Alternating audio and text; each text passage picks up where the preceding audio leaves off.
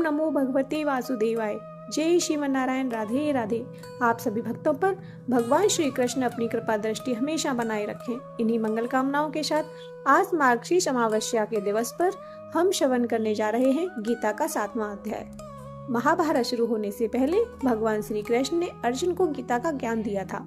इस गीता का 7वां अध्याय पितृ मुक्ति और मोक्ष से जुड़ा हुआ है। पहले गीता के 7वें अध्याय का महात्म्य पढ़ा जाता है, उसके बाद अध्याय का पाठ करना चाहिए। तो सबसे पहले हम गीता के 7वें अध्याय का महात्म्य श्रवण करेंगे।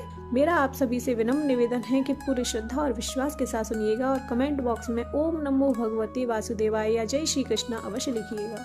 तो शुरू करते हैं। भगवान शिव कहते हैं, हे पार्वती, अब मैं 7वें अध्याय का महात्म्य बतलाता हूँ, जिसे सुनकर कानों में अमृत भर जाता है। पाटलिपुत्र नामक एक दुर्गम नगर है, जिसका द्वार बहुत ही ऊंचा है। उस नगर में शंकुकर्ण नामक एक ब्राह्मण रहता था। उसने वैश्यवृत्ति का आश्रय लेकर बहुत धन कमाया, किंतु न तो कभी पितरों का तर्पण करता था और न ही देवताओं का पूजन करता था। वह धन के लालच से धनी लोगों को ही भोज दिया करता था। एक समय की बात है, उस ब्राह्मण ने अपना चौथा विवाह करने के लिए पुत्रों और बंधुओं के साथ यात्रा की। मार्ग में आधी रात के समय जब वह सो रहा था, तब एक सर्प ने कहीं से आकर उसकी बाह में काट लिया। उसके काटते ही ऐसी अवस्था हो गई कि मणि, मंत्र और औषधि आदि से भी उसके शरीर की रक्षा न हो सकी। तत्पश्चात कुछ ही क्षणों में उसके प्राण पखेरु उड़ गए और वह प्रेत बना। फिर बहुत समय के बाद वह प्रेत सर्प योनि में उत्पन्न हुआ। उसका मन धन की वासना में बंधा था।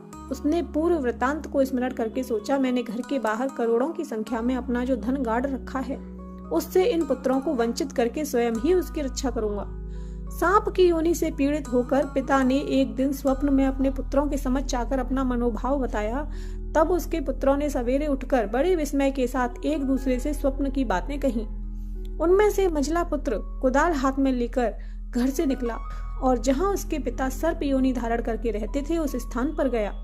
यद्यपि उसे धन के स्थान का ठीक ठाक पता नहीं था, तो भी उसने चिन्हों से उसका ठीक निश्चय कर लिया और लोभ बुद्धि से वहां पहुंचकर बिल को खोदना आरंभ किया। तभी एक बड़ा भयानक सांप प्रकट हुआ और बोला, अरे मूर्ख, तू कौन है? किस लिए आया है? यह बिल क्यों खोद रहा है? किसने तुझे भेजा है? पुत्र बोला, मैं आपका पुत्र हूँ, मेरा नाम शिव है। मैं रात्रि में देखे हुए स्वप्न से विस्मित होकर यहाँ का धन लेने के लिए आया हूँ। पिता बोला, यदि तू मेरा पुत्र है तो मुझे शीघ्र ही बंधन से मुक्त कर। मैं अपने पूर्व जन्म के गाड़े हुए धन के लिए ही सर्प योनि में उत्पन्न हुआ हूँ। पुत्र बोला, पिताजी, आपकी मुक्ति कैसे होगी? इसका उपाय मुझे बताइए, क्योंकि मैं इस रात में सब लोगों को छोड़कर आपके पास आया हूँ। पिता बोला, बेटा, गीता के अमृत रूपी 7वें अध्याय को छोड़कर मुझे मुक्त करने में तीर्थ, दान, तप और यज्ञ भी समर्थ नहीं है। केवल गीता का 7वां अध्याय ही प्राणियों के जरा, मृत्यु आदि दुखों को दूर करने वाला है। पुत्र, मेरे श्राद्ध के दिन गीता के 7वें अध्याय का पाठ करने वाले ब्राह्मण को श्रद्धा पूर्वक पूजन कराओ। इससे निसंदेह मेरी मुक्ति हो जाएगी। वत्स, अपनी शक्ति के अनुसार पूर्ण श्रद्धा के साथ वेद विद्या में प्रवीण अन्य ब्राह्मणों को भी भोजन कराना। सर्प योनि में पड़े हुए पिता के ये वचन सुनकर सभी पुत्रों ने उनकी आज्ञानुसार तथा उससे भी अधिक किया। तब शंकुकर्ण ने अपने सर्प शरीर को त्याग कर दिव्य देह धारण किया और सारा धन पुत्रों के अधीन कर दिया। पिता ने करोड़ों की संख्या में जो धन उनमें बांट दिया था, उससे वे पुत्र बहुत प्रसन्न हुए। उनकी बुद्धि धर्म में लगी हुई थी, इसीलिए उन्होंने बावली, कुआं, पोखर, यज्ञ तथा देव मंदिर के लिए उस धन का उपयोग किया और धर्मशाला भी बनवाई। तत्पश्चात 7वें अध्याय का सदा जप करते हुए उन्होंने मोक्ष प्राप्त किया। श्री महादेव जी बोले, हे पार्वती, यह तुम्हें 7वें अध्याय का महात्म्य बतलाया, जिसके श्रवण मात्र से मानव सब पापों से मुक्त हो जाता है। बोलिए शंकर भगवान की जय, पार्वती माता की जय। अब श्रवण करते हैं गीता का 7वां अध्याय। श्री भगवान बोले, हे पार्थ, सुन, तू आसक्त मन से मेरे आश्रित होकर योग का अभ्यास करते हुए मेरे समस्त रूप को निसंदेह जान जाएगा। अब मैं तुम्हें उस ज्ञान को उसकी व्यवहारिकता सहित विस्तार पूर्वक बताऊंगा, जिसको जानकर इस जगत में फिर और कुछ भी जानने योग्य शेष नहीं रहेगा। हजारों मनुष्यों में कोई एक मनुष्य वास्तविक सिद्धि के लिए प्रयत्न करता है और उन प्रयत्न करने वाले सिद्ध पुरुषों में कोई एक ही पुरुष मुझे तत्व से जानता है। पृथ्वी, जल, अग्नि, वायु और आकाश तथा मन, बुद्धि और अहंकार, यह 8 प्रकार से विभक्त हुई मेरी प्रकृति है। हे महाबाहो, इस जड़युक्त प्रकृति से उत्तम मेरी जीव रूपी चेतन प्रकृति को जान, जिसके द्वारा यह जगत धारण किया जाता है।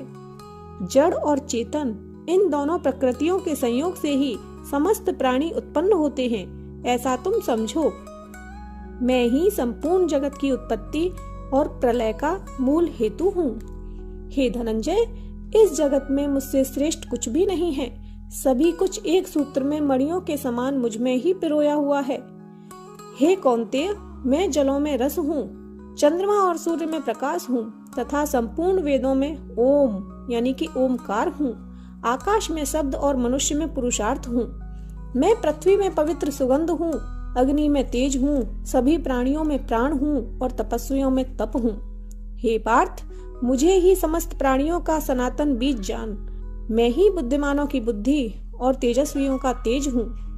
हे भरतर्षभ, मैं बलवानों का बल तथा राग से रहित पराक्रम हूँ। मैं सभी प्राणियों में धर्म के अनुकूल काम भी हूँ। सतोगुण, रजोगुण और तमोगुण के भाव मेरे से ही उत्पन्न होते हैं, ऐसा समझो। पर मैं उनमें नहीं हूँ, किंतु वे मुझ में हैं। इन तीनों गुणों सतो, रजो तथा तमो के भावों से यह सारा जग भ्रमित है, इसलिए वह इन 3 गुणों से परे मुझ अविनाशी को नहीं जानता। मेरी यह त्रिगुणमयी दैवी माया से पार पाना बड़ा मुश्किल है, किंतु जो केवल मेरी ही शरण में आते हैं वे इस माया से पार हो जाते हैं। पाप कर्म करने वाले तथा मूर्ख और नीच प्रवृत्ति वाले लोग, जिनका ज्ञान माया द्वारा खत्म हो चुका हो तथा वह आसुरी भाव युक्त हो चुके हों, वह मुझे नहीं भजते, अर्थात मेरी शरण में नहीं आते। हे अर्जुन, 4 प्रकार के पुण्य कर्म करने वाले लोग मुझे भजते हैं। जो दुख से परेशान हैं, जिसे धन की चाह है, जिज्ञासु और ज्ञानी। हे भरतर्षभ, उन 4 भक्तों में भी मुझ में निरंतर लगा हुआ अनन्य भक्ति वाला ज्ञानी श्रेष्ठ है, क्योंकि उसको मैं अत्यंत प्रिय हूँ और वह भक्त मुझे अधिक प्रिय है। ये सभी भक्त बड़े उदार हैं, परंतु ज्ञानी भक्त तो मेरा स्वरूप ही है, ऐसा मेरा मत है। क्योंकि ऐसा भक्त जिसका मन और बुद्धि दोनों मुझ में लीन हो तथा मुझे प्राप्त करना ही उसकी सर्वश्रेष्ठ कामना होती है। अनेक जन्मों के अंत में अर्थात मनुष्य जन्म में सब कुछ वासुदेव ही है, ऐसा मानकर जो ज्ञानवान मेरी शरण में आता है वह महात्मा अत्यंत दुर्लभ है।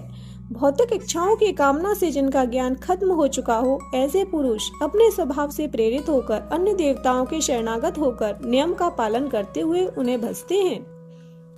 सकाम भक्त श्रद्धा पूर्वक जिस देवता का पूजन करना चाहता है, उस देवता के प्रति मैं उसकी श्रद्धा को स्थिर कर देता हूँ। वह भक्त श्रद्धा से युक्त होकर उस देवता की पूजा करता है तथा मेरे द्वारा ही विधान किए हुए अपनी इच्छित कामनाओं को निसंदेह प्राप्त करता है। अतः उन अल्प बुद्धि वाले मनुष्यों को सीमित फल ही मिलता है। देवताओं का पूजन करने वाले देवताओं को प्राप्त होते हैं, किंतु मेरे भक्त मुझे ही प्राप्त होते हैं।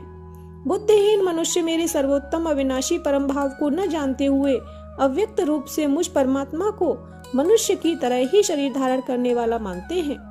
मैं अपनी योग माया से आवृत सबके सामने प्रत्यक्ष रूप में प्रकट नहीं होता हूँ। यह मूर्ख और अज्ञानी मनुष्य मुझ अजन्मा अविनाशी को नहीं जान सकता।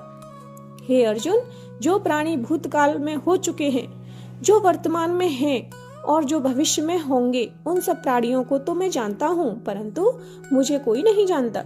हे भारत, इच्छा और द्वेष से उत्पन्न होने वाले मानसिक द्वंद्व के मोह से मोहित होकर समस्त प्राणी मूर्खता को प्राप्त हो रहे हैं। हे परंतु जिन पुण्य कर्मी पुरुषों के पाप नष्ट हो गए हैं, वे मानसिक द्वंद्व के मोह से मुक्त होकर निष्ठा पूर्वक मुझे ही भजते हैं। जो मेरे शरणागत होकर बुढ़ापा और मरण से मुक्ति पाने के लिए प्रयत्न करते हैं, वे उस ब्रह्म को, अध्यात्म को और संपूर्ण कर्म को जान जाते हैं। जो मनुष्य अधिभूत, अधिदैव तथा अधियज्ञ के सहित मुझ परमेश्वर को जानते हैं, वे युक्त चित्त वाले पुरुष अंत काल में मुझे ही प्राप्त होते हैं। इस तरह ज्ञान विज्ञान योग नामक गीता का 7वां अध्याय यहीं समाप्त होता है। ओम नमो भगवते वासुदेवाय। बोलिए शंकर भगवान की जय, कृष्ण भगवान की जय।